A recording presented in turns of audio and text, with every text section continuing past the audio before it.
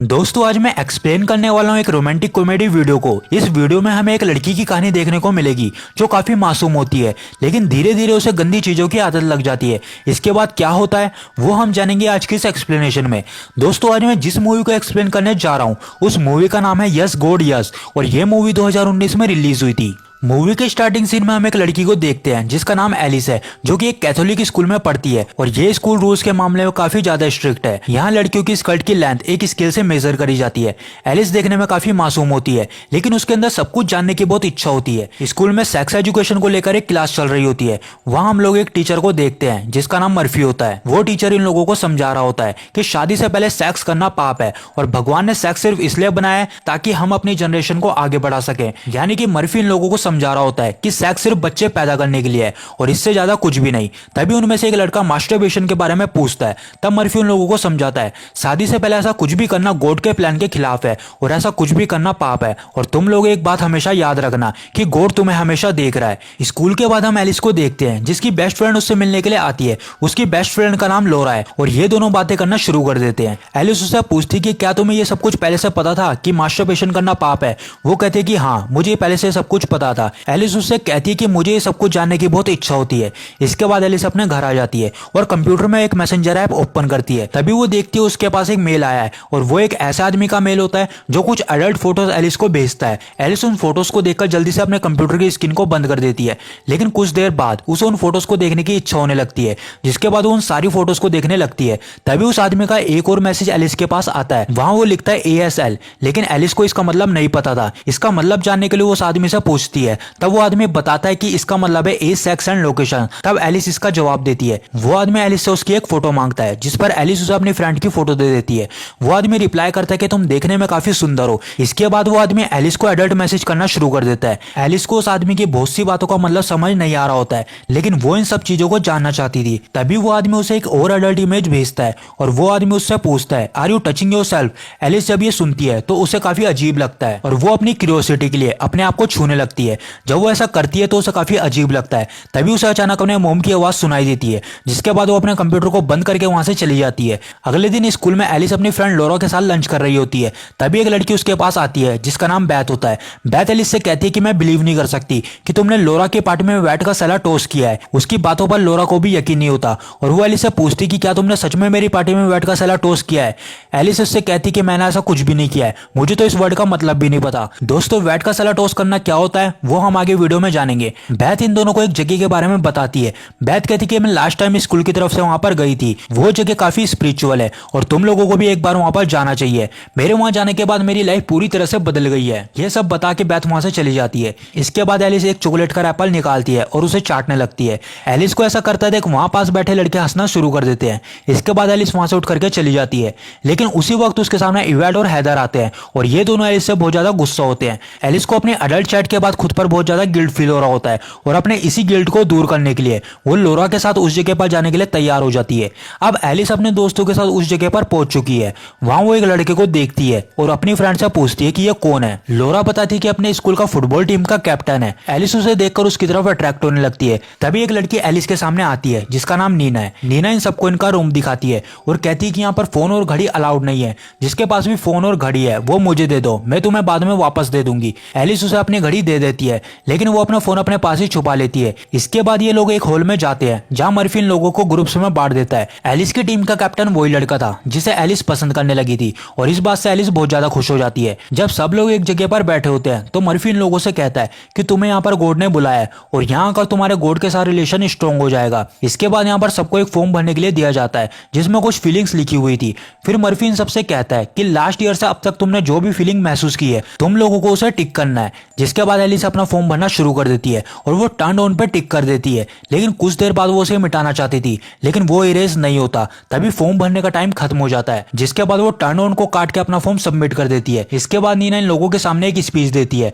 वो बताती कि उसकी फैमिली उसे इग्नोर करती है, लेकिन यहाँ आने के बाद उसे ऐसा फील होता है जैसे वो अकेली नहीं है और गॉड उसके साथ हमेशा है। नीना की स्पीच सुनने के बाद वहां बैठे सारे लोग इमोशनल हो जाते हैं। इसके बाद हमें दिखाया जाता है कि रात को एलिस अपने फोन में गेम खेल रही होती है, लेकिन तभी उसका फोन वाइब्रेट करने लगता है। वो कुछ देर तक सोचती है और उसके बाद अपना फोन अपने पजामे के अंदर डाल देती है, लेकिन ऐसा करने से उसे काफी अजीब लगता है।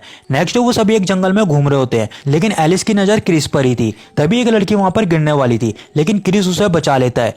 ये देखने के बाद एलिस भी गिरने का नाटक करने लगती है, जिसके बाद क्रिस उसके पास आता है और उसे अपनी गोद में उठाकर एक नर्स के पास ले जाता है। ये सब एलिस को बहुत अच्छा लगता है। इसके बाद हमें एलिस को एक कमरे में दिखाया जाता है, जहां पर नीना उससे मिलने के लिए आती है, लेकिन तभी एलिस का फोन वाइब्रेट करने लगता है और नीना को पता चल जाता है कि एलिस ने मुझसे झूठ कहा था कि उसके पास कोई फोन नहीं है।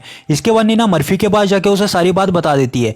मर्फी एलिस से कहता है कि हम लोग यहाँ पर कुछ हासिल करने के लिए आए हैं और तुमने हमारे रूल्स को ब्रेक किया है और इसकी सजा अब तुम्हें मिलकर रहेगी। मर्फी एलिस से कहता है कि तुम्हारी पनिशमेंट ये है कि तुम्हें इस पूरे कैंप को साफ करना है। इसके बाद एलिस अपने काम में लग जाती है और वो सारी जगह साफ सफाई करने लगती है। सफाई करते करते वो मर्फी के रूम में पहुंचती है, जहां उसे मर्फी का कंप्यूटर दिखता है। फिर वो मर्फी के कंप्यूटर में जाकर मैसेंजर ऐप ओपन करती है और पूछती है कि सेलेटोस का मतलब क्या होता है, लेकिन उसे बहुत सारे जवाब मिलते हैं जो सारे अलग अलग होते हैं। जिसके बाद वो कंप्यूटर की स्क्रीन बंद करके वहां से चली जाती है, लेकिन वो उसे शट डाउन करना भूल जाती है। रात को सारे स्टूडेंट मर्फी के सामने बैठे होते हैं। फिर मर्फी उन स्टूडेंट के घर से आए हुए लेटर्स को पढ़ता है, जिसे सुनकर सभी इमोशनल हो जाते हैं। इसके बाद वहां पर सभी लोग खाना खा रहे होते हैं। तभी वहां पर मर्फी आता है और सबसे कहता है कि तुम लोगों में से किसने मेरे कंप्यूटर में अडल्ट चैट की है, लेकिन कोई भी जवाब नहीं देता।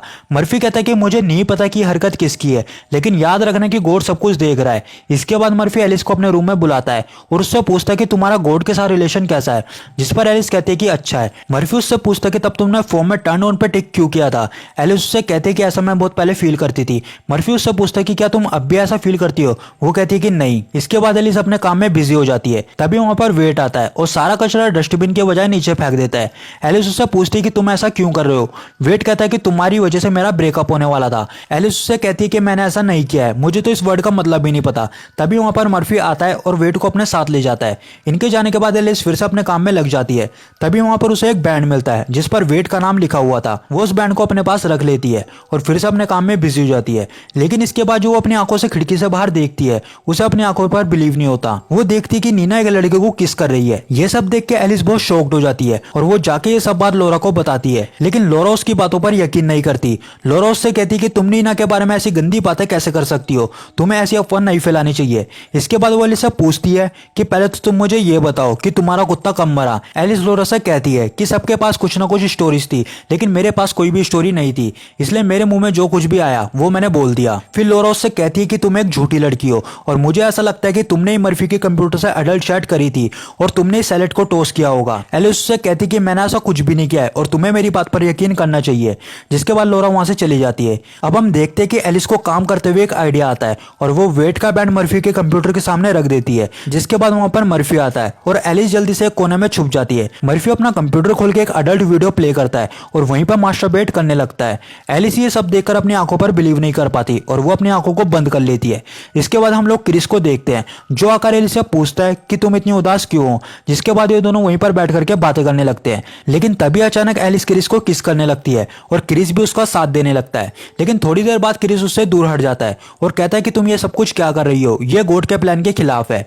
ये सब बोलने के बाद क्रिस यहाँ से चला जाता है और एलिस बहुत उदास हो जाती है। इसके बाद रात में सब लोग प्रार्थना कर रहे होते हैं, तो एलिस यहाँ से उठ करके चली जाती है और सीधा एक बार में पहुंच जाती है। वहां वो बार के ओनर गीना से मिलती है।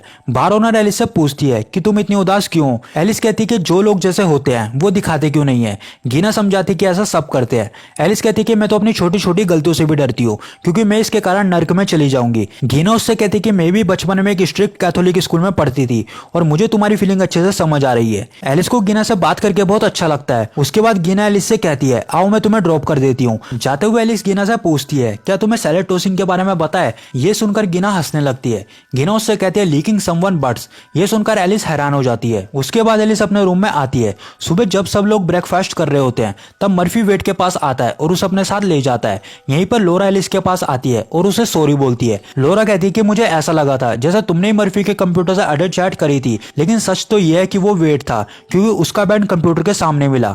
लोरा फिर से एलिस को सॉरी बोलती है। एलिस कहती है कि कोई बात नहीं। फिर लोरा एलिस से कहती है क्या तुम्हें पता है कि वेट एक गे है। एलिस कहती है कि ऐसा कैसे हो सकता है, उसकी तो एक गर्लफ्रेंड है। लोरा एलिस को बताती है कि अब तक उन दोनों ने किस भी नहीं की है और इस बात को छुपाने के लिए उसने तुम्हारे बारे में सैलेड टोस्टिंग की अफवाह फैलाई थी। तभी वेट सबके सामने आता है और कहता है कि प्लीज गॉड मेरी गलतियों के लिए मुझे माफ कर दो। मर्फी सब लोगों से कहता है कि अगर तुम में से कोई कुछ भी कहना चाहता है तो वो अभी कह सकता है। तब एलिस उठती है और वो सबके सामने स्टेज पर जाकर के कहती है कि तुम लोग यहाँ पर जो कुछ भी सुनते हो जरूरी नहीं है कि वो सब कुछ सच है। जब कोई तुम्हारे बारे में झूठी अफवाह फैलाता है तो तुम्हें बहुत बुरा लगता है। वो कहती है कि सभी के अपने अपने सीक्रेट्स होते हैं, अगर सभी लोग अपने सीक्रेट एक दूसरे को बता देंगे तो क्या बुरा हो जाएगा। सभी को एक दूसरे की पसंद का सम्मान करना चाहिए। अगर हम ऐसा करते हैं तो हमारे मन में कोई भी गिल्ट नहीं रहेगा। ये कहकर वो वहां से चली जाती है। उसकी स्पीच सुनने के बाद यहाँ पर सभी लोग शांत हो जाते हैं। अब उन लोगों का स्पिरिचुअल प्रोग्राम खत्म हो चुका है और वो सारे लोग अपने अपने घर आ चुके हैं। अगले दिन एलिस स्कूल जाती है लेकिन क्रिस उसे देखकर छुपने लगता है। एलिस उसके पास जाकर के कहती है कि तुम्हें मुझसे छुपने की जरूरत नहीं है, क्योंकि जो कुछ भी लास्ट टाइम हुआ था वो अब फिर कभी नहीं होगा और हम दोनों एक अच्छे दोस्त बन सकते हैं। जिसके बाद ये दोनों दोस्त बन जाते हैं। इसके बाद एलिस मर्फी के पास जाती है और कहती है कि मैंने एक वीडियो देखा था जिसमें दो लोग रोमांस कर रहे थे। मर्फी ये सुन के समझ जाता है कि एलिस किस वीडियो के बारे में बात कर रही है। एलिस फिर से जोर देकर के कहती है कि मुझे पता है कि ऐसी वीडियो देखना पाप है, लेकिन फिर भी मैंने उसे देखा, क्या इसके लिए मुझे गॉड माफ करेंगे। ये सुनने के बाद मर्फी को अपने ऊपर गिल्ट फील होने लगता है, क्योंकि उसने भी अपने कंप्यूटर में एडल्ट फिल्म देखी थी। मर्फी उससे कहता है कि मुझे नहीं पता, ये तुम्हारे और गॉड के बीच की बात है। इसके बाद एलिस अपने घर आ जाती है और वो टीवी में टाइटैनिक मूवी का कार वाला सीन लगा के अपने अंदर उंगली करने लगती है और कुछ इस तरह से ये मूवी यहीं पर खत्म हो जाती है।